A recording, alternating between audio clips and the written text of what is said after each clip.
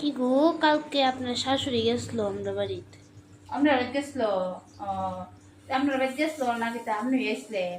না না, তাই না, গেছিল একটা ফুলার লেগা, তাই না বলে একটা মায়া আছে।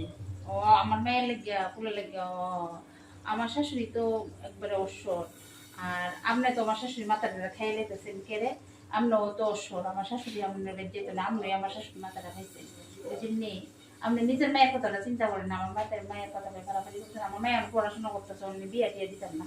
আর আপনার যেন বিয়ের আলাপান চায় না, আমার শাশুড়ি লোকের কথা কোন আগে আমার লোকের কথা বুঝে এলো। আমার শাশুড়ি সব ব্যাপারে বুঝে কোন তারা আগের দিনের মানুষ নিজেই জানেন। আমার মায়ের ওখানে বিয়ের বয়স হয়েছে না, আসলে এটা উল্টা পাল্টা আলাপ। ওখানে দিনের মানুষ মায়েরা কি না পড়াশোনা করে বিয়ে দেনা দিব, তা আজাইরা উদ্দা ফালতু আলাপ। সময় নষ্ট করে আমার শাশুড়ি বয়ে বিয়ে এসে খালি কাজকর্ম নাই তো এর লেগে। কিন্তু এসব কথা কইেন না। আচ্ছা ঠিক আছে, আমার কথাটা তো কইলাম, আপনারা জানা।